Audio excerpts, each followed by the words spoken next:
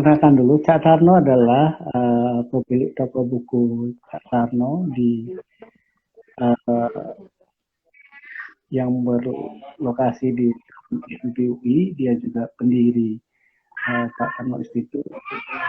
Ini sebuah ruang diskusi, sebuah ruang dialog tentang pemikiran-pemikiran sosial yang dulu rutin melakukan diskusi tiap pekan. Kembali bergabung. Oke, Pak. Dengar jelas kan? Sudah mulai. Oke. Sambil ngerokok nggak apa-apa. Mungkin. Oh ya. Gimana ya? Ya terserah. Ya nggak apa-apa sih. Nah, mungkin gini Cak. Cak Tarno ke Jakarta itu tahun, mungkin bisa cerita awal. Bagaimana ceritanya ke Jakarta dulu? Kita mulai dari awal aja. Cak Tarno dulu kan dari Mojokerto ya. Lahir di Mojokerto tahun berapa Cak? Saya 1970. 70 Iya, 1970 lahir. Oh, oke. Di Mojokerto ya? Di Mojokerto. Sekolah sampai tingkat berapa di sana? Sampai SMP Islam di Noyo Jatirjo Mojokerto. Oh, itu setelah itu nggak melanjutkan SMA di? Setelah itu sudah tidak sekolah lagi karena faktor ekonomi ya. Tentunya faktor ekonomi karena bapak saya adalah seorang buruh tani. Terus habis gitu bahkan dari SD saja saya sudah tidak semangat untuk sekolah, Bang. Karena? Ya karena itu tadi faktor ekonomi itu yang mendorong untuk tidak ini untuk ekonomi gitu loh, tidak memikirkan untuk sekolah. Saya kelas SD kelas 3 aja sudah dipegangin arit untuk nyari rumput. Nah, namanya sempat jadi buruh tani juga. Apa itu? Sempat bekerja petani juga maksudnya. Oh iya, saya selesai SMP itu saya kerja jadi buruh tani. Di Mojokerto. Jadi buruh tani di Mojokerto. Di Mojokerto jadi buruh tani, terus kuli bangunan, terus sampai jadi ini nyari pasir di kali di sana. Jadi kerja ya dijual untuk dijual ke truk itu, ke truk. Nah, itu berapa lama menjalani pekerjaan itu? Oh, lama Bang, sampai saya usia 27 kok, 27. Kayaknya kalau nggak salah, kalau 97 kan saya 27 baru ke Jakarta. Oh, 97 baru ke Jakarta ya? Betul, sama sekali tidak terpikir bahwa saya akan bisa bertahan untuk jualan buku sampai seperti ini ya. Karena ya itu tadi dari kehidupan saya sendiri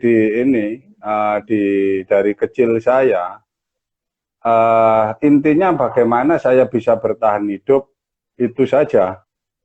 Nggak, ke Jakarta dengan siapa waktu itu? Ada yang ngajak itu? Jadi saya ikut oleh teman saya namanya Pak Yusuf Agensi, Pak Yusuf. Yang saat ini dia tinggalnya di Jogja, tetapi dulu dia tinggal di Senen, di daerah Kuitang sana. Dia itu adalah cucunya guru saya, guru saya di Mojokerto sana, Al-Mursyid lah, Ahmad Rosadi, Kiai Ahmad Rosadi itu. Jadi saya lulus SMP dengan saya kerja jadi buruh tani, jadi kuli bangunan, dan yang lain-lain. Tetapi kalau sore saya pulangnya ke rumahnya Kiai Haji Ahmad Rosadi situ. Disitulah saya mulai sebenarnya terbentuk terbentuk mulai terbentuk ini saya kehidupan saya banyak dipengaruhi oleh beliau. Masalah Jadi, soal berpikir soal sok tua atau ini di situ saya, karena di situ adalah kayak pesantren, tetapi saya sendiri tidak pernah diajarkan mengaji. Keseharian saya di rumahnya Kiai Mat itu, saya tidak pernah diajarkan mengaji, hanya ngisi bak mandi, nyapu-nyapu halaman, ngisi bak mandi, itu untuk buat orang wudhu. Itu aja tiap hari. Terus ngaji diam-diam sendiri nggak? Kenapa? Ngaji sendiri nggak? Ya akhirnya saya ngaji sendiri. Saya ngaji sendiri.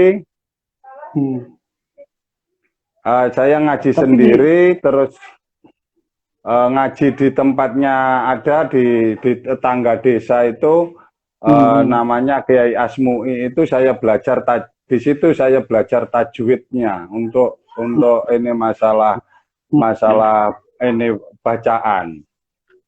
Tapi tidak sempat masuk pesantren ya? Tidak sempat masuk pesantren. Padahal guru tempat Kano itu kiai pesantren. Iya, jadi lebih diajarkan kepada laku hidup sebenarnya. Iya, laku hidup ya. Makanya sangat lekat begitu saya jualan buku filsafat. Iya.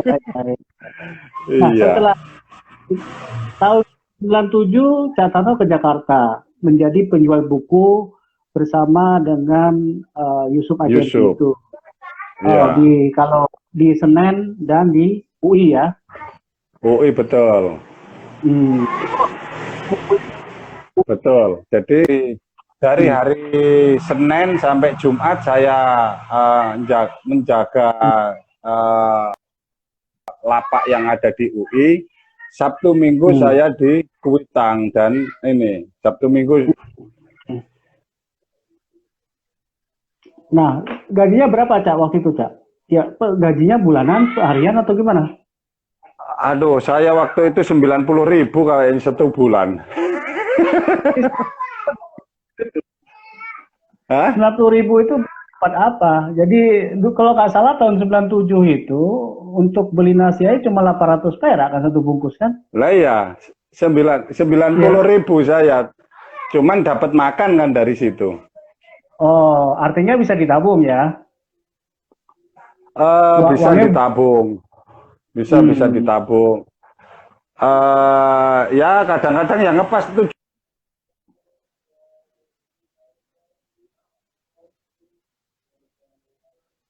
Nah, ini sudah mulai nger dulu gitu. Nah, kemudian setelah tidak dengan Pak Yusuf kan itu buku-buku umum ya, tapi kemudian berkenalan dengan seseorang, lalu membuka kios sendiri buku-buku khusus humaniora ya, betul ya? Betul, itu setelah saya mengenal sama namanya almarhum Pak Gregorius Ginggut. Pak Gregorius Ginggut itu, ya, Pak Gregorius Ginggut itu saya anggap sebagai tidak sekedar menjual buku, tetapi dia juga sebelumnya dia adalah penerjemah. Salah satu buku yang pernah diterjemahkan adalah Dinas Rahasia Israel Mossad. Nah, disitulah Pak Goris.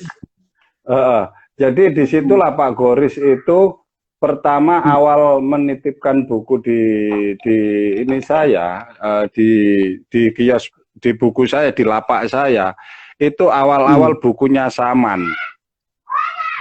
Ayu Utami. Ayu Utami. Polaris itu. Terus apa? Terus laku waktu itu dia nitip cuman 3 buku ya, kalau nggak salah cuman 3 buku. Tetapi 1 jam kemudian Pak Goris pergi dari kios saya, buku itu langsung terjual 3-tiganya. Wah, cepet ya. Lalu saya menunggu Pak Goris datang lagi. Kapan ini Pak Goris datang lagi? gitu. Akhirnya lama juga nunggu Pak Goris karena memang orang ini unik. Unik. Nggak bisa ditelepon. Orangnya sudah meninggal. Bukan maksudnya waktu itu. Oh, nggak bisa, nggak ngasih nomor telepon waktu itu. Masih zaman pager kan, Bang? Masih pager kan gitu. waktu itu. Oke, terus jadi harus si pager baru kemudian datang. Tinggalnya memang nggak dekat situ. Dia tinggalnya di Bekasi pada waktu itu. Lalu kedua, tiga minggu kemudian dia datang lagi, baru saya cerita. Akhirnya dia tahu segmen buku yang ini, dibawain lah buku-buku yang bermacam-macam. Ada salah satu buku yang pernah membuat saya mau gila. Apa? Ada buku yang jadi gini, dulu Pak Goris itu nitip buku-buku filsafat ya kan? Buku filsafat itu dia nitip salah satu buku judulnya Ontologi. Apa ini buku ontologi? Kok laris gitu kan? Buku ini kok laris banget gitu kan? Orang beli gitu kan? Akhirnya saya penasaran dengan buku tersebut. Akhirnya saya baca buku itu. Akhirnya kok saya jadi bertanya-tanya terus. Ini ada, ini enggak ada, ini ada, ini enggak ada. Maksudnya ada ini apa? Ada ini jangan-jangan ada karena aku pikirkan ini ada sehingga ini jadi ada. Saya bilang gitu kan. Akhirnya larilah. Terus habis itu lari. Lah, jangan-jangan Tuhan itu ada karena aku pikirkan ada. Di sini akhirnya Bang, berantem saya. Untungnya saya bisa balik. Lah kan sampean kan punya tradisi pesantren yang kuat kan, maksudnya tradisi keagamaan yang kuat kan di Mojokerto itu. Kan. Kalau soal itu yang namanya orang nggak mempunyai basic ya, sekolah sampai SMP baca buku itu kan Bang. Orang bisa bayangkan lah itu kan. Apa itu pertama mengenal filsafat? Itu salah satu, tapi tidak. Pertama itu saya yang mengenalkan filsafat itu sebenarnya yang menjadikan saya bertahan. Akhirnya saya bertahan untuk menjual buku itu sebenarnya bukunya Paulo Coelho. Itu siapa yang memperkenalkan itu? Sang Alkemis. Lah, buku itu mahasiswa khususnya sastra sangat lekat lah dengan bukunya Sang Alkemis itu. Setiap orang ini kalau dulu kan orang membawa buku jalan ini membawa buku gengsinya kan ini kan Bang ya. Gengsinya itu sangat naik kan gitu kan. Bawa Paulo Coelho. Beli di tempat saya juga. Ini buku apa? Ini buku apa? Akhirnya saya ikutlah membaca buku Paulo Coelho tentang pencarian harta karun. Kalau nggak salah si tokohnya itu namanya Santiago, kan gitu. Itu novel kan? Lah, itu novel. Novel ya. Ada novel filsafat. Novel. Itu novel filsafat, novel kehidupan lah ya, novel kehidupan. Iya. Ada apa sekuat mana dengan Buya Sofi itu kan filsafat. Jadi saya memahamin itu pencarian harta karun itu. Dia akhirnya ini diikutin terus sambil berusaha ada ikhtiar dalam proses pencarian harta karun itu. Ternyata sampai ke Mesir, sampai ke ini, ternyata kok harta karun ditemukan di depan rumahnya di bawah pohon. Kan begitu. Nah, lalu harta karun pun juga nggak berbentuk apa-apa. Bentuknya? Artinya begitu cerita itu selesai, harta karun itu ditemukan di bawah pohon di depan rumah. Nah, ini harta karun apa ini? Kalau harta karun yang bayangan saya kan harta mas-masan atau berlian atau dan yang lain-lain. Tetapi kok ini harta karun?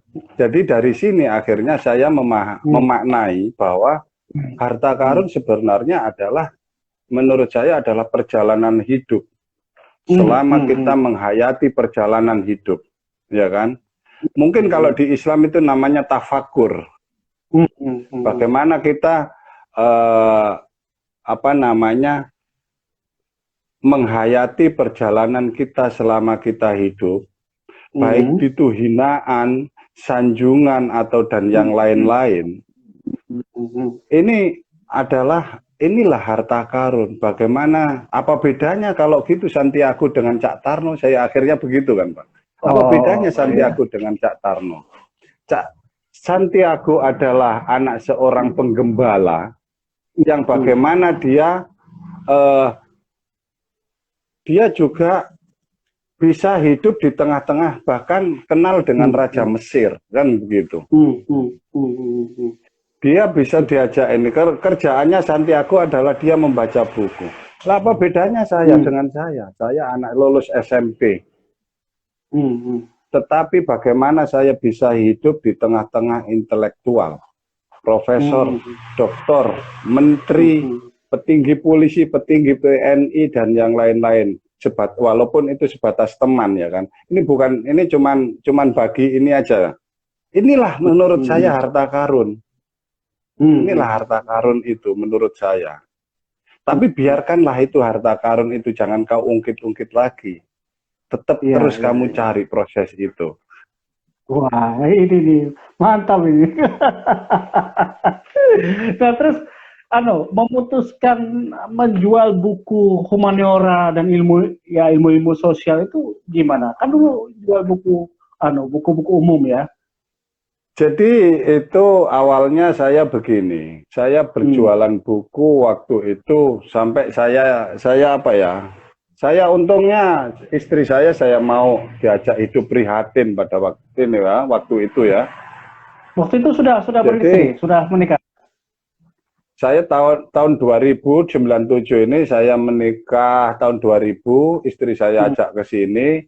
Di situ saya jualan buku saya, omset masih 25.000, 50.000. Terus itu tahun 2000? Tahun 2000-an, iya segitu. Ya, okay. 250.000 itu penjualan paling bagus. Jadi artinya buat makan saja bisanya. Nah, terus ngekos juga belum bisa bayar dengan harga yang pantas.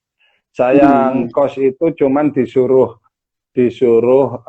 nempatin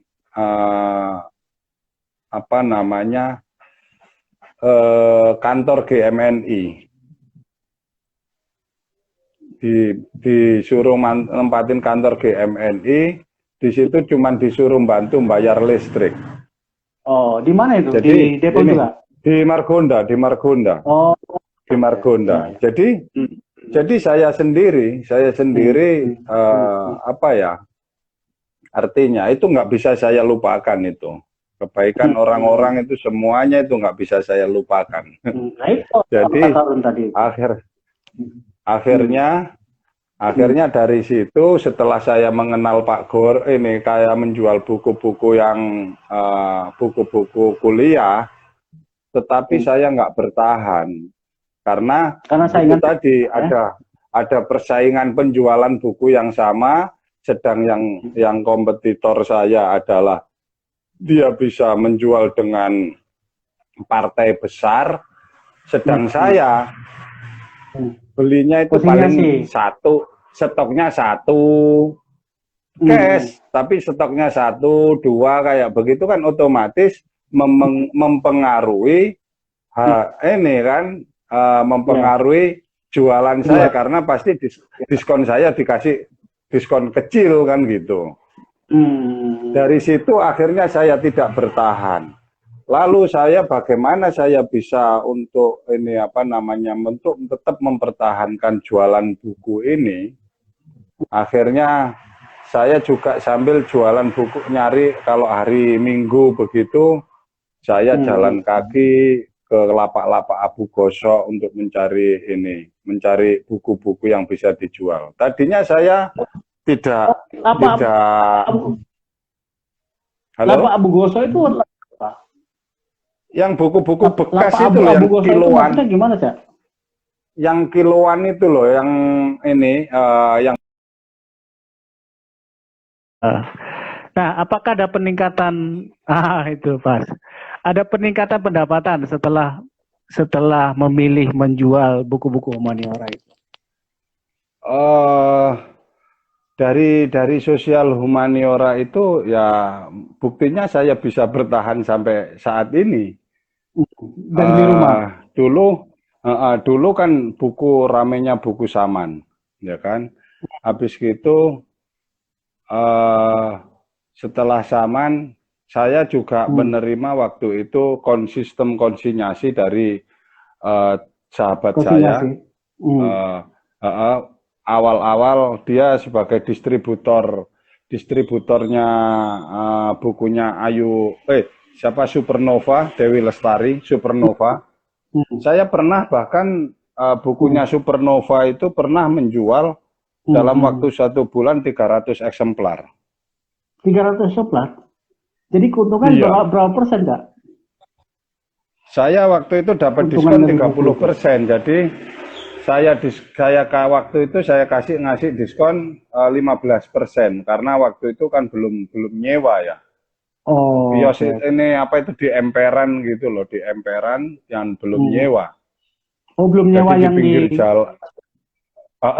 Belum nyewa, jadi di pinggiran jalan, tidak keluar apa-apa. Oke. Dan mulai nyewa kios itu sejak kapan? Sejak tahun 2002. 2002. Oh, oke. Kios yang sejak 2002. Berapa jual apa? Ya, biasa kios itu waktu itu? Sewa kiosnya. Sewa kiosnya itu ya apa ya? Itu nggak mahal sih dulu ya. Cuman ya di emperan itu dikasih atap gitulah. Di emperan rumah itu kantin, kasih atap. Tapi gitu. yang jelas bisa ketutup ya dari penjualan buku itu ya? Bisa, saya karena sewanya cuma 300.000 pada waktu itu per bulan.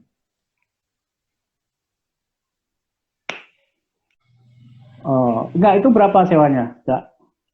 Iya, per bulan 300.000. 300.000, oke. Tapi ketutup ya dari itu ya, dari apa namanya? Ketutup.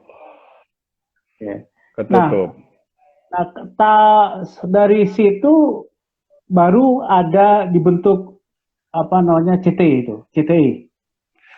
CTI itu dibentuk 2005 ya, karena ya banyaknya orang yang sering datang di kios saya. Saya kan nggak pernah. Saya itu tipikalnya kalau ada orang mau walaupun baru ataupun orang yang sudah lama, orang menjual buku, orang melihat-lihat buku saya bebaskan semua. Saya tidak pernah mau apa namanya, mau saya tinggal aja, silahkan kamu lihat-lihat atau apa. Saya anggap itu sebagai keluarga saya sendiri sudah ketika ada orang masuk di situ, sehingga orang-orang itu juga tidak mempunyai gap, tidak mempunyai jarak dengan si penjualnya. Lebih bagus lagi kalau misal si pembelinya juga komunikatif. Jadi saya sendiri juga bisa ngobrol lebih ini. Tapi Kak, itu sampai hafal semua itu isi buku itu ya? Oh, enggak lah Bang. Enggak hafal semua buku juga. Enggak. Halo. Enggak apa-apa. Itu baik. Jadi begini Bang. Kalau buku yang baru ini saya ingin membaca, kalau gimana?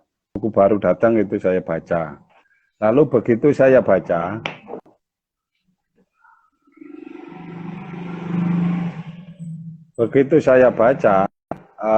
lantas saya nggak mengerti. Saya kalau sebelum ini pas berangkat kerja itu selalu mampir ke rumahnya dosen-dosen itu. Saya mampir rumahnya Pak Ahyar. mampir ke rumahnya Doni, mampir ke rumahnya Aten, dan teman-teman yang lain itu saya mampir. Kalau pas saya ini kadang saya nanya sama Pak Ahyar sekalian sambil jemput ke kampus. Ke rumahnya Bagus Takwid juga begitu, saya nanya. Ke Tommy F. Awi, itu juga saya nanya. Oh gini toh maksudnya. Misalkan buku-buku. Mengerti ini buku ini ngomong apa ini? Buku judulnya Tubuh Sosial, gitu misalkan. Tubuh dan ini, apa namanya, Anthony Sinot. Bagaimana bahwa misalkan, bahwa kecantikan itu, kalau orang dulu yang cantik itu orang yang gemuk. Oh, di Eropa dulu orang yang cantik itu orang yang gemuk. Kalau sekarang kenapa kok kecantikan jadi orang yang langsing badannya, kan gitu kan. Nah, tapi situ dia menceritakan, oh iya no, dulu itu begini. Kalau ini bahwa sebenarnya bahwa kecantikan pun itu adalah hasil konstruksi, hasil bentukan, dia bilang gitu. Siapa yang membentuk masalah kecantikan itu? Di situ ya konstruksi. Akhirnya bagaimana kapitalisme misalkan, kapitalisme menciptakan sebuah tipe orang yang cantik itu orang yang rambutnya hitam, panjang, lurus, itu adalah orang terus hidungnya begini begitu, sehingga apa? Akupuntur laku, kosmetik laku, salon laku, dan yang lain-lain. Nah, oh gitu maksud Pak, orang beli. Saya ceritakan itu. Udah, tahu sudah. Ya. Jadi buku-buku yang seperti itu akhirnya bagaimana sebuah wacana akhirnya diproduksi dan dikonstruksi kan itu sebenarnya. Betul. Termasuk kecantikan dan yang lain-lain. Nah, setelah buku itu ini, baru besok kalau ada orang yang datang, misal jurusan sosiologi, filsafat, atau urusan culture studies, saya udah punya ini, punya gambaran orang-orangnya. Oh ini orang sosiologi, ini culture studies ini. Jadi dapat kuliah dari orang-orang pengajar di UI itu ya? Saya jadi. Terus saya kalau bertanya kan, kalau pas lagi ini ditambah lagi saya waktu tadi sebenarnya juga tidak ujuk-ujuk ya. Semuanya itu ada proses. Selalu di dalam perjalanan begitu mulai enak dikit selalu dibenturkan gitu. Selalu begitu terus. Selalu dibenturkan terus. Dulu bagaimana saya ini, termasuk saya kan yang mengawali untuk jualan buku di UI termasuk. Terus tiba-tiba ada pedagang buku baru lagi, di situ saya harus berinovasi lagi. Ini lagi berinovasi lagi. Akhirnya saya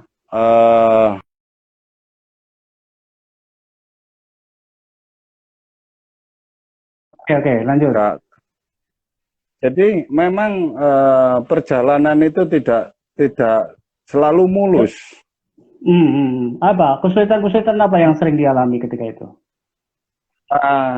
Semacam misalkan ada apa namanya kompetitor baru gitu misalkan ya, ada kompetitor baru. Terus ini dulu kan saya mulai jualan buku kan sebelum Gramedia ada di ini di mana? Depok. Di Margonda ya. Dulu sempat pernah, wah gimana nanti kalau Gramedia ada di Depok? Saya juga sempat ketar-ketir nanti gimana ini nanti. Tetapi ternyata adanya Gramedia justru mendorong saya, mendukung ini penjualan saya. Kenapa? Karena saya bisa waktu itu belum ini saya bisa memberikan diskon, sedangkan di Gramedia tidak ada diskon kan itu. Ya. Tapi selalu ada diskon ya. Berapa diskonnya? Siapa? sekarang masih sampai sekarang saya masih kasih diskon 10%.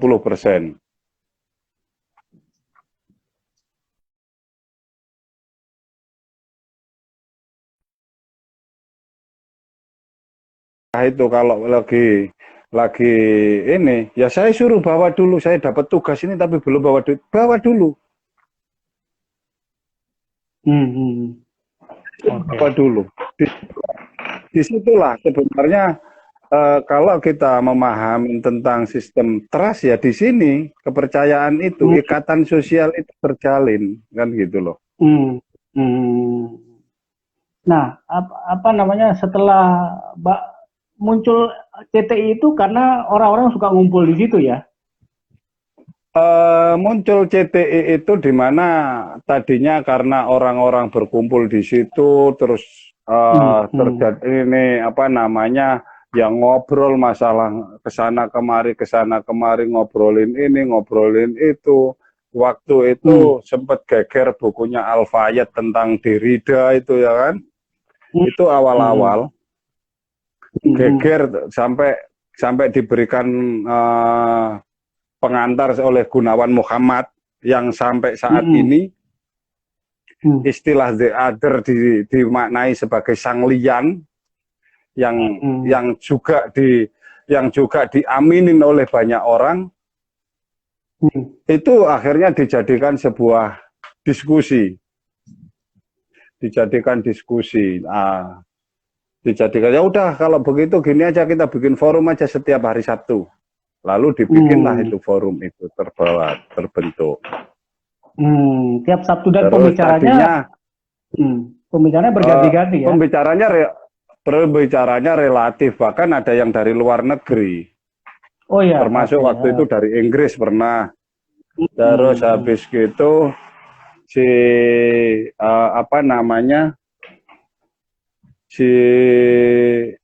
dari Jepang, peneliti dari Jepang itu juga pernah, anak-anak muda antropolog Jepang itu pernah presentasi di situ. Terus dari manapun, termasuk juga dulu sampai menjadikan diskusi di tempat saya itu sampai banyak orang yang ketakutan untuk bisa untuk presentasi di situ. Karena pada waktu itu sangat galak-galak. Jadi awal itu, dan ada satu lagi yang teman-teman saya yang di situ, pendiri di situ, anggota di situ yang sebagai orang yang diuwongke di situ, namanya Tony dulu itu atlet Dul Gimbol itu. Itu sangat ketat sekali karena dia memang S1-nya dia kuliahnya tadinya di seminari, terus habis gitu kuliahnya di filsafat UI, S1 lagi, terus S2-nya di Bayangkara. Sampai paragraf dan halaman aja hafal. Jadi kalau dia bikin makalah yang tidak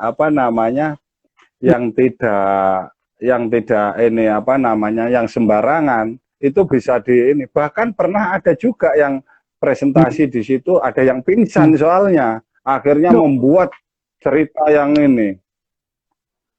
Pingsan kenapa? Ya nggak tahu karena terlalu lama mungkin.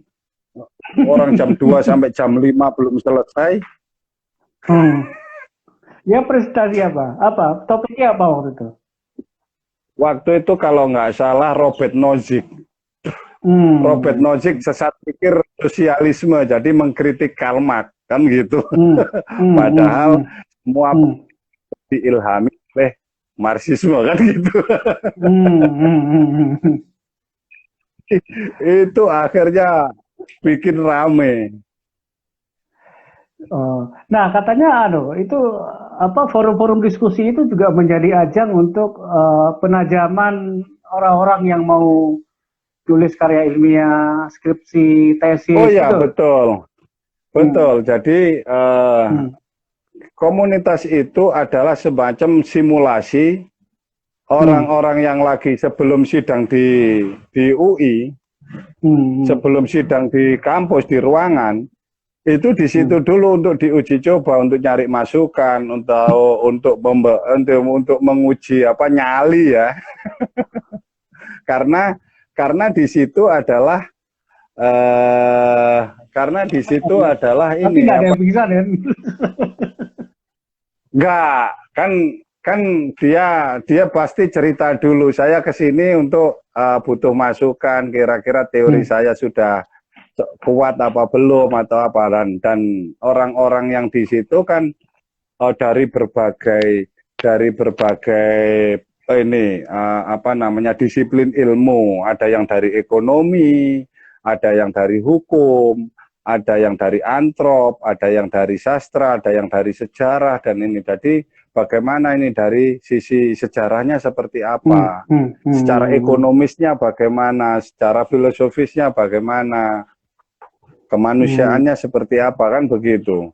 Iya ya. Peserta diskusinya dari mahasiswa sampai profesor ya di situ ya. Iya, dari mana aja, dari ya ada juga kadang-kadang yang orang dari daerah itu sampai bilang begini, kalau yang orang-orang Ternate, kalau kamu datang ke Jakarta ke UI nggak mampir ke Cak Tarno, sama juga ini sama saja tidak pernah ke UI. Dia bilang gitu, sampai ada yang bilang begitu. Nah, semua pembicara di situ semua pembicara di situ sukarelawan ya? Sukarelawan, tidak ada yang dibayar. Namanya setelah pindah ke UI, apakah ada peningkatan tahun 2015 ya pindah ke UI ya? Betul. Peningkatan dari sisi objek kan itu langsung di tengah mahasiswa. Betul. Lah, pas pindah ke UI, di mana di tempat yang lama terjadi ada apa namanya tata ruang, bahasa kerennya tata ruang, halusnya tata ruang, tapi digusur oleh pemodal. Dari situ akhirnya dipindah-pindahlah oleh Pak Manege itu ngasih solusi untuk di UI. Baru saya pindah ke UI, di situ 2015, 2016, 2017 pertengahan, disitulah sudah mulai mengalami degradasi, di mana buku itu sudah mulai banyak buku di PDF, di ini dan yang lain-lain itu. Di situ sudah mulai penurunan penjualan sudah sangat drastis. Nah, akhirnya biasanya dulu bisa terjual berapa ketika di dekat stasiun itu? Di stasiun itu kalau itu ya relatif lah Bang ya. Kadang-kadang pernah saya itu kadang-kadang gini ya. Kalau di stasiun dulu saya juga pernah ngalamin ngasong ya. Ngasong itu dalam arti begini. Saya begitu nyampe di kios saya karena banyak persaingan dan yang lain-lain. Saya memilih buku-buku yang saya jual itu. Saya pilih kayak buku-buku pemikiran, bukunya Anthony Giddens, Bourdieu, Foucault, terus buku-buku John Galtung dan yang lain-lain itu, buku culture studies dan yang lain-lain, semiotika. Saya menjajakan di setiap departemen-departemen di khususnya untuk FISIP dan FIB sastra. Ngasong keliling maksudnya. Ngasong keliling, saya bercerita itu di meja pasca sarjana itu. Mas bercerita tentang buku itu. Tentang buku itu, saya bercerita, saya nggak tahu tentang ini isi buku itu, misalkan terkait soal bukunya Habermas misalkan. Saya berceritanya itu seakan-akan padahal saya ingin tahu dari bagaimana sih pemikirannya Habermas dari dosen itu. Padahal saya nggak tahu. Gimana aku bilang begini, ini gimana nih Habermas? Bagaimana sih Bu Habermas ini sebenarnya? Nah, misalkan kayak begitu. Dia katanya membagi di dalam ruang demokrasi itu katanya dia membagi dua dalam ruang public space dan public sphere, saya bilang. Saya bilang begitu. Di mana public space sebagai ruang fisik di berkumpulnya orang-orang ini. Lalu public sphere adalah ruang diskursus tanpa dominasi. Mana ada diskursus tanpa dominasi? Wacana selalu ada dominasi mayoritas dan minoritas. Nah, akhirnya dia keluarlah bercerita. Disitulah cara saya mencuri ilmu dari dosen-dosen itu. Bercerita, baru saya dengerin aja. Terus buku yang lain. Jadi sehingga orang-orang yang datang ke tempat saya selalu tidak segan untuk menanyakan mau nulis tentang apa, kasusnya apa, misalkan kayak begitu. Misalnya kasusnya apa, misalnya kasusnya begini. Oh, tentang konflik. Oh, kalau konflik itu bapaknya konflik yang menulis tentang resolusi konflik ini masalah itu John Galtung misalkan. Oh, John Galtung itu tentang resolusi konflik. Terus nulis tentang ini kan culture studies siapa misalkan. Nah, kayak misal siapa itu yang nulis tentang representasi itu, siapa itu lupa jadinya. Nah, kayak yang seperti itu. Oh, Foucault, terus Derrida, dan yang lain-lain. Jadi ngasih ini terjadi dialog, diskusi. Disitulah saya menimba ilmunya. Sebenarnya dari situ. Nggak ada rencana kursus serabut. Tapi sudah secara mendalam ya Cak Tarno berkenalan dengan pemikir dunia itu ya. Secara mendalam sih tidak Bang, tetapi secara ini makanya ini dulu saya pernah diundang oleh di mana saya dijadikan role model revolusi mental oleh pemerintahan Jokowi, di mana anak lulus SMP tapi bisa diskusi dengan profesor kan gitu.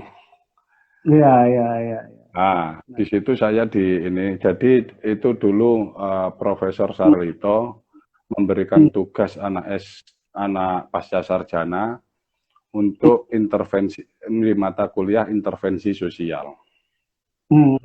Jadi di situ saya akhirnya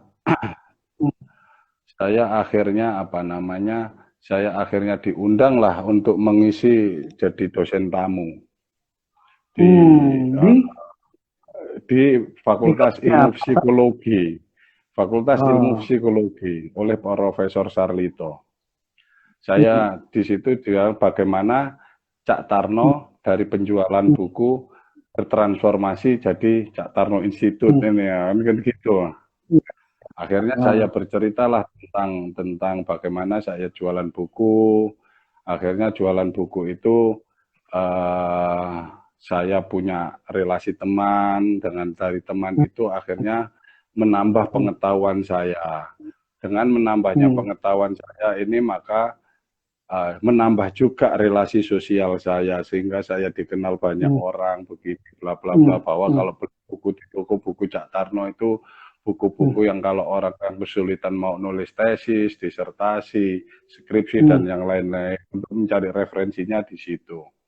Dari situ akhirnya bagaimana sehingga dengan relasi sosial saya juga bertambah juga bisa memperbaiki ekonomi saya dibanding saya dulu jadi buruh tani. Lalu dengan saya mempunyai dengan setiap Sabtu saya istiqomah membuat diskusi itu akhirnya mengakumulasi juga kapital simbolik bagaimana Cak Tarno disimbolkan kan begitu. Sudah menjadi itu sendiri kan begitu. Saya bercerita itu. Tetapi Prof setelah bagaimana saya dicitrakan, diberi nama Cak Tarno Institute, ini yang menjadikan saya sebagai penjara. Ketika saya mengenal yang namanya bahasa, bagaimana bahwa Cak Tarno adalah tetap sebagai seorang buruh tani, anak seorang buruh tani yang lulus cuman sampai SMP, lalu dia berjualan buku, dan dia di situ juga berteman dengan intelektual, profesor, dokter, dan yang lain-lain. Tetapi ini menurut saya menjadi penjara buat saya. Penjaranya seperti apa? Penjaranya bahasa tadi, di mana Cak Tarno adalah anak SMP yang nggak mempunyai basic pendidikan. Tetapi nah, ketika pendidikannya kan luas. Tapi Cak Tarno Institute inilah penjara di mana pertanggungjawaban soal keintelektualan itu. Lalu saya katakan bahwa Cak Tarno bukanlah Cak Tarno Institute, melainkan Cak Tarno bagian terkecil dari Cak Tarno Institute. Saya bilang begitu. Akhirnya inilah menjadikan pertanyaan buat Prof. Sarlito. Akhirnya Prof. Sarlito menanya ke saya begini. Anda tadi bicara Cak Tarno bukanlah Cak Tarno Institute. Tetapi nama Cak Tarno Institute itu diambil dari nama Anda. Yang hendak saya tanyakan, lantas siapa Cak Tarno Institute itu? Akhirnya saya jawab. Kalau saya boleh menjawab, Prof, bahwa Cak Tarno Institute adalah ilmu pengetahuan itu sendiri. Kenapa begitu? Kenapa begitu? Karena Cak Tarno Institute adalah semacam himpunan berkumpulnya orang-orang yang haus atas ilmu pengetahuan. Walaupun ilmu pengetahuan yang selama ini kita dapatkan, yang ini yang hakikatnya tak pernah kita dapatkan. Kan gitu. Ilmu yang kita cari selama ini kita tidak pernah menemukan hakikat daripada pengetahuan itu.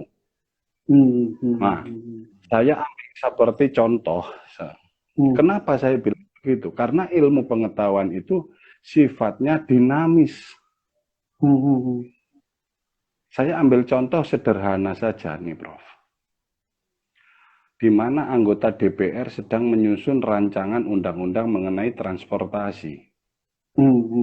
Lantas buku-buku di perpustakaan yang terkait dengan ilmu transportasi dibaca, lalu dirangkum, dicarikan, sarinya dijadikan perwakilan untuk undang-undang transportasi. Tiba-tiba besok ada aplikasi Gojek. Nah, bagaimana ini undang-undang yang seperti ini? Ini harus direvisi mau tidak mau. Inilah ilmu pengetahuan. Sama halnya Cak Tarno Institute, saya bilang gitu. Langsung tepuk tangan itu, Bang. Dari situlah keakraban saya dengan Prof. Sarlito. Bahkan mau meninggal kurang 1 minggu itu masih kurang 2 minggu itu dia masih telepon-teleponan setiap sore dengan saya telepon-teleponan. Sampai saya dikasih kaset pita oleh Profesor Sarlito itu satu peti kaset pita itu tahun 70-an diberikan ke saya. Itu masih ada di rumah. Nggak tahu nanti mau saya sumbangkan ke siapa nanti yang ini. Cak, sampai katanya bikin juga itu dunia santri itu gimana ceritanya? Jadi gini, tadinya saya keprihatinan saya terkait masalah dengan perkembangan Islam yang sudah beraneka ragam, kan begitu ya. Itu bentuknya yayasan ya? Itu yayasan itu. Yang yayasan itu saya dirikan. Dunia Santri nama. Jejaring Dunia Santri. Jejaring Dunia Santri. Jadi yayasan Jejaring Dunia Santri itu tadinya saya berpikir bagaimana bagaimana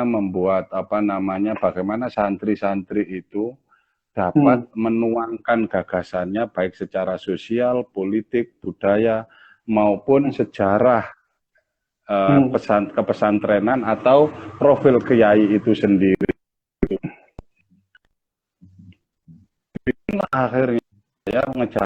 Akhirnya saya bertiga itu saya, Daniel Kuang, Jan Muklisin dan ini.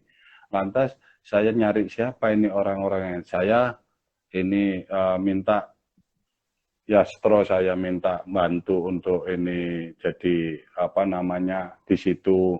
Terus Pak Bisri Effendi yang di apa namanya di mantan LIPI yang dulu pernah punya apa namanya Yayasan Desantara dulu, pernah ingat Yayasan Desantara, Serintil yang ini majalah Serintil.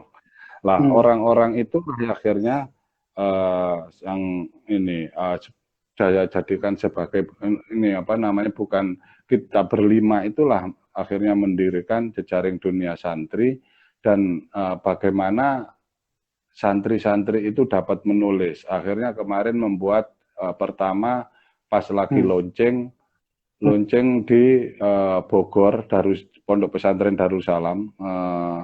Di situ membuat apa namanya membuat pelatihan penulisan untuk santri-santri Jabodetabek. Setiap pesantren diminta dua siswa untuk jadi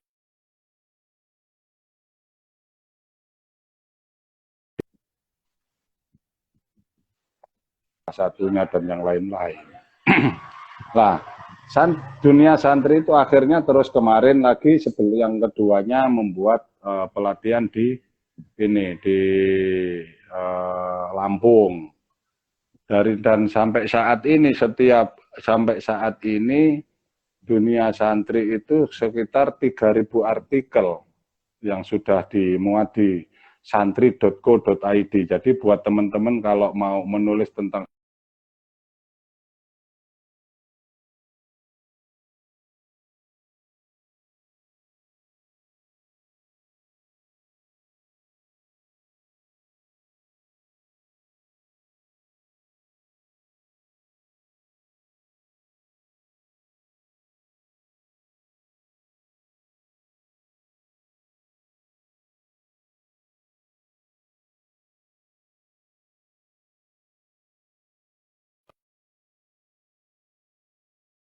terjeda lagi, Bang.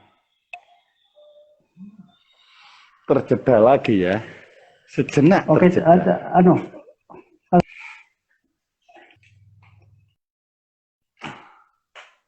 Halo, Cak. Iya, halo. Iya, oke. Jadi itu apa namanya, memang sasarannya adalah bagaimana membuat santri-santri itu menulis ya. Dan ada webnya kan, ada web apa namanya?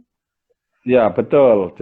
Jadi santri bagaimana santri itu dapat menulis ini apa namanya, citizen journalism lah yang sesuai dengan khasanah jurnalis lah tentunya, standar jurnalis. Makanya yang minta supaya untuk menghindari dari hoax ini kan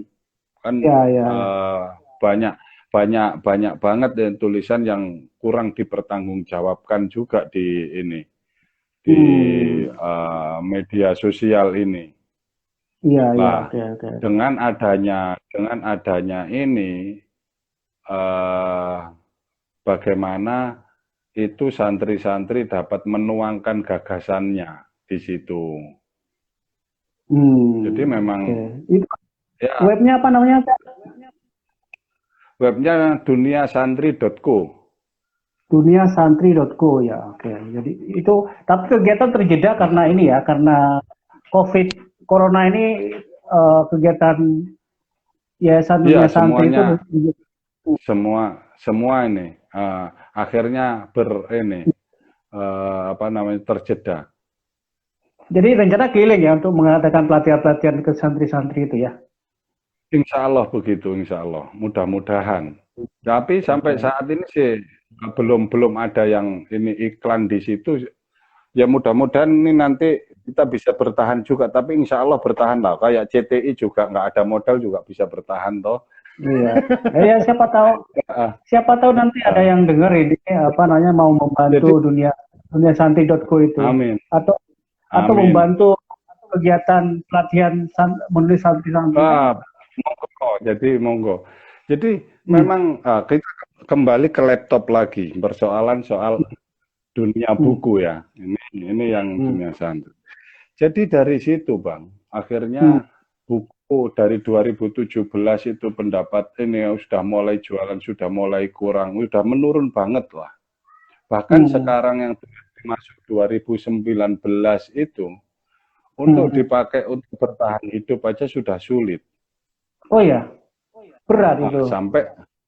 Sampai saya tadinya menggunakan mau bagaimana buku ini tetap saya pertahankan. Karena dari buku kompensasi. Karena buku ini menurut saya sendiri itu gini Bang, saya sendiri itu punya hutang jasa kepada buku. Ini kan kita tidak bisa menghilangkan dari ini ya. Terlepas misalkan Marcel Mauss bahwa pemberian itu adalah penjara, tetapi secara hukum alam, secara hukum alam ini nggak bisa. Kita sebagai manusia makhluk yang punya akal kan gitu. Tetap sejarah itu ingat. Jadi tetap saja saya berpikiran bagaimana saya tetap mempertahankan dunia buku ini walaupun buku sudah tidak bisa menghidupi. Akhirnya saya pernah sampai melakukan riset di kompleks saya sendiri di sini, di rumah saya sini, di komplek rumah saya sini, dari ibu-ibu itu yang kira-kira ibu ini bisa bikin kue apa, ini bikin kue apa, rencana mau saya tawarkan di seminar-seminar. Kanannya tiba-tiba kok ada bukan corona, tiba-tiba ada orang di apa itu koperasi UI, koperasi pegawai UI, Cak, ada tukang nggak mau nyekat ini ruangan? Saya bilang langsung ada, gitu kan. Akhirnya disitulah akhirnya saya memulai untuk berkolaborasi literasi dengan renovasi, jasa renovasi. Jadi ini aktivitas renovasi itu ya. Jadi saya promo itu kan di Facebook, saya promo gini. Di era disrupsi, apa yang tidak mungkin bisa terjadi? Ketika buku beralih ke PDF, literasi bertransformasi ke teknologi, maka pentingnya membangun sebuah kolaborasi. Bagaimana pengetahuan seseorang dapat diakumulasi tentunya dipengaruhi oleh pengetahuan yang ia miliki. Cak Tarno tetap menjaga rumah literasi dan mencari hidup dari jasa renovasi. Akhirnya apa? Jadi dari situ kreativitas itu muncul. Jadi era disrupsi itu kan, ibaratnya kan ini kan semacam kayak hukum Newton ya, kayak balon ketika kita ditekan, habis itu meledak gitu. Dari situ akhirnya apa? Teman saya nelpon, kalau mengganti atap rumah ini ukuran sekian berapa? Sebentar saya panggilkan tukang saya. Dihitung sama tukang saya. Habis 21 juta. Oh ya mampu, ya udah jalan. Wah, alhamdulillah. Nah, dari jalan ada aja ya. Jadi akhirnya begini loh Bang. Saya ini akhirnya merasakan begini. Jadi saya sendiri yang bukan orang sekolahan, ya toh. Dosen juga bukan, ya enggak. Intelektual juga bukan. Tetapi saya mempunyai untuk apa saya ngoleksi buku sebanyak ini, dan buku itu juga enggak murah menurut saya, itu enggak murah. Tapi terus habis gitu saya kasihkan, kalau misal kita berpikir secara ekonomis, ini kan tidak ini. Ini menurut saya ini orang yang sadomasokis. Kita sedang mengalami sadomasokis, menikmati penganiayaan terhadap diri kita sendiri. Siapa yang menganiaya? Diri kita sendiri. Tetapi saya membagi ini, saya akhirnya ini saya interpretasi saya, bukan Freud ya, bukan Sigmund Freud ya. Jadi akhirnya saya mikir begini, ada yang ini sehat Cak, sehat, alhamdulillah. Amin. Jadi akhirnya saya begini. Jadi sadomasokis ini satu karena cinta, tapi bukan cinta yang sifatnya cinta yang kayak yang disebut-sebut oleh lagu-lagu itu ya toh. Tetapi cinta yang memang tanpa imbal ya, kita sudah dengan alam itu sendiri. Misalkan cinta terhadap sebagaimana langit dengan bumi. Cintanya langit dengan bumi kan begitu. Bagaimana cintanya langit kepada bumi. Bumi tidak meminta air hujan, dia butuh kesejukan, diturunkan air hujan. Dia butuh kehangatan, tidak meminta, sudah diturunkan matahari. Begitu sebaliknya. Begitu sebaliknya. Langit tidak ketika menginginkan keindahan ditumbuhkan oleh bumi pohon-pohonan. Ya itulah cinta itu. Tanpa ada ini. Lah sebagaimana saya mungkin dengan buku ini. Jadi kita memang nggak apa-apa kita di ini, tetapi apa namanya, ya itu tadi. Karena buku kita ya ini karena kita cinta. Walaupun kita teraniaya ya kan, secara dapur tidak ngebul atau ini, tetapi buku tetap harus kita punya, dibuat ngajar juga enggak, orang nanya juga gratis, enggak. Ya udah, otomatis tutup di sana ya. Di UI tutup ya, toko ya. Di UI tutup. Selama corona ini kan? Iya betul, selama corona ini tutup. Tapi rencana juga saya tidak bisa menjelanjutkan rencana di UI itu, karena sewa sama jadi pasak sama tiang sudah tidak seimbang lagi. Rencana nanti saya mungkin akan pindah ke tempatnya rumah teman di situ, di Kukusan situ nanti, nggak tahu nanti mungkin teman-teman nanti yang mau membuat kegiatan sastra atau apa nanti bisa bergabung di situ yang saya numpang itu. Dan orangnya juga sangat sangat terbuka. Welcome. Itu ada pertanyaan Cak, baca pertanyaan Cak. Seberapa besar cintanya Cak Tarno? Seberapa besar cintanya Cak Tarno dengan buku nih dari Willy nih? Dari Willy, seberapa besar cinta saya dengan itu tidak bisa diukur. Nanti ini karena kadang-kadang cinta itu begitu saya sampaikan ke sana ternyata mati, kita nggak tahu. Sama kayak laron itu, laron yang menyongsong cahaya petromat kan. Enggak, itu ruang kosong. Jadi itulah ruang kosong. Karena ruang kosong. Jadi itu kadang-kadang kan gini. Kadang-kadang makanya saya kenapa dulu di 2010 itu saya itu sebenarnya spontanitas sebenarnya Bang. Spontanitas saya menjawab itu lalu ditulis. Di situ akhirnya bagaimana saya harus menjawab sebuah pertanyaan. Akhirnya saya memikir ruang kosong. Tadinya berawal saya memikir nanti kalau misal saya ditanya cita-cita Cak Tarno bagaimana ini nanti, mau saya ceritakan bahwa cita-cita saya untuk menjadi polisi, untuk menjadi tentara. Iya kalau iya. Kalau tidak nanti saya sendiri akan kecewa. Saya biarkan kosong saja. Yang intinya di mana ruang kosong itu adalah ruang dikotomis baik dan buruk, di mana manusia di dunia ini diberikan dua pilihan, mau jalan yang baik atau jalan yang buruk. Tetapi kalau saya berusaha bagaimana ruang kosong itu saya isi dengan bagaimana saya bisa memberikan kemanfaatan untuk orang lain.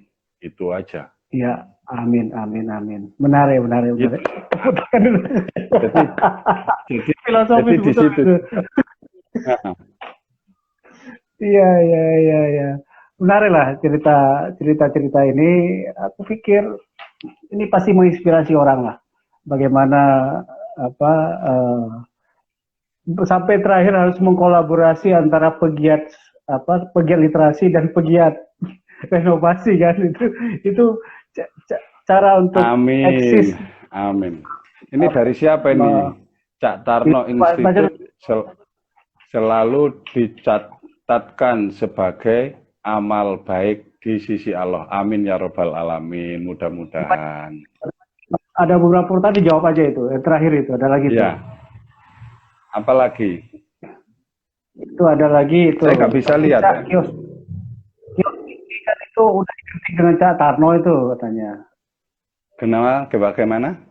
Kios di UI, kios buku di UI kan udah identik dengan Cak Tarno. Betul. Tapi nggak ada pilihan. Memang kau ini akhirnya kan begini Bang. Ini akhirnya ilmu otak-atik Gatuk itu akhirnya berjalan juga di pikiran saya kan begitu. Ilmu otak-atik Gatuk. Kalau misal kita nanti mencari ilmu yang ilmiah harus ditanyakan secara empirik kan begitu. Terus rasional dan yang lain-lain. Lah, secara rasional bahwa memang UI adalah identik dengan kios di UI adalah identik dengan kios di Cak Tarno. Tetapi dunia literasi itu tidak sejalan dengan birokrasi. Nah, ini kan jadi pertanyaan besar. Ya kan? Logis itu ya, ibaratnya kan logis itu tidak akan bisa jalan tanpa dukungan logistik gitu. Betul, ya. Ya, tapi buku sekarang di sebagian besar udah di rumah ya? Sebagian besar sudah, ya enggak di UI. Kan masih ada di UI ini, masih di UI, cuman seharusnya sudah saya keluarkan, cuman karena pandemi ini akhirnya tertahan juga. Waktu itu sempat beli mesin espresso segala itu di situ? Iya, makanya mesin espresso itu saya kan begini, pas itu kan teman saya itu yang mengusahakan bagaimana Cak Tarno itu tetap ada di situ. Akhirnya dia keluarkanlah modal untuk renovasi sama buat beli mesin kopi espresso dan yang lain-lain. Tetapi memang penjualannya pun juga tidak mendukung. Padahal nggak murah kan mesin berapa? 50 ya? Sekitar itu. 50 juta ya? Habis ratusan lebih lah Bang. Habis ratusan lebih semuanya, tak balik modal. Tapi ya bagaimana lah. Artinya kan gini, artinya sudah berupaya untuk bagaimana bertahan di UI, gitu. Tapi belum ada jalannya. Tapi kalau memang ini di situ ya masa ini kan sama juga kita bunuh diri Bang. Ya betul. Tapi gini, gimana? Enggak, ini terakhir saya pertanyaan yang terakhir. Bagaimana sih nasib buku cetak itu kita saat ini dan ke depan gitu? Kan catatan penurunan penjualan segala macam. Saya sih gini ya, buku cetak ini akan tetap laku. Cuman tidak seperti dulu lagi. Terus kedua yang anak sekarang yang senang membaca itu mungkin kalau dulu 30 70, kalau sekarang mungkin 10% aja tahu ada apa enggak. Kalau saya melihat aktivitas di depan kios saya sendiri. Orang memegang buku daripada ini orang memegang handphone sama memegang buku lebih banyak yang memegang handphone. Jangan-jangan baca e-book deh. Atau baca media sosial itu. Bisa jadi. Makanya ditambah lagi kan gini ya, aku melihat orang sekarang lebih senang membaca broadcast daripada karyanya sendiri untuk menulis karyanya sendiri. Jadi baca pun kalau di ini juga cuma sebatas quote. Batas quote, habis gitu quote terus tiba-tiba lalu dia tiba-tiba menyimpulkan. Nggak baca secara mendalam ya. Ini kan yang masalah. Sudah begitu kadang-kadang orang yang benar-benar membaca, lah ini tadi makanya kalau istilah teman saya itu kalau yang komunikasi itu kalau dulu itu ledakan dari dalam ini keluar, ya kan? Jadi bagaimana ide itu diendapkan, setelah mengendap, dikeluarkan tiba-tiba gitu membuat ini. Misalkan kayak supernova, saman, larung, dan yang lain-lain. Itu kan begitu. Endapan di mana ini untuk kebebasan diekspresikan lewat tindakan ini sangat bertentangan. Ya kan gitu. Tetapi begitu dilakukan lewat sebuah novel fiksi atau dan yang lain-lain meledak. Lah sekarang tidak, Bang. Sekarang ini meledaknya di dalam. Yang satu saja kita membaca belum tuntas, tiba-tiba sudah ada berita baru lagi. Ya kan? Ini baru berantem kemarin ya kan, politik habis berantem bla bla bla bla bla bla dan yang lain-lain. Terus habis itu rangkulan, habis rangkulan corona, belum artinya satu saja belum cukup matang untuk dijadikan sebagai ini, sudah ada tindihan lagi, ditindih lagi. Akhirnya apa? Akhirnya sudah nggak ini lagi. Dan padahal kalau misal sekarang itu apa sih yang nggak bisa kita akses? Betul. Informasi dan pengetahuan. Apa sih yang nggak bisa kita akses sekarang ini? Kan itu. Kalau dulu saya awal-awal menjual buku, orang pingin tahu tentang pemikirannya Anthony Giddens, tentang pemikirannya si ini siapa namanya, misalkan Karl Popper tentang masyarakat terbuka dan yang lain. Kita nungguin dulu jurnal Prisma kapan ya terbit ya. Karena orang-orang yang nulis di Prisma kan itu artinya kita punya standar. Kalau sekarang nggak punya standar, Bang. Ya, bacanya media sosial dan broadcast di WA. Betul, ditambah lagi sekarang buku yang penting dia ketika dia ininya banyak atau ini tidak dikaji lagi dalamnya. Makanya saya akhirnya dari situ, dari buku juga, makanya sangat banyak banget lah, Bang. Saya dengan menjual buku akhirnya saya bisa orang ini karakternya begini, saya harus ininya seperti ini, nimpalinnya seperti ini, nanggapinya seperti ini. Oh, orang ini seperti ini. Jadi saya sendiri akhirnya berteman dengan siapapun, saya nggak ngerasa nggak punya ini. Semuanya adalah saudara saya. Mau politik lagi berseberangan yang ini dengan ini, yang padahal dua-duanya teman saya atau ini. Ya udah kita tetap harus kita jaga sebagai teman. Oke. Menarik. Banyak banget lah di situ ya. Banyak banget lah. Di sini lagi saya terus terang tadi berkali-kali saya terus terang tidak menghilang-hilangkan dari jerih payahnya teman-teman.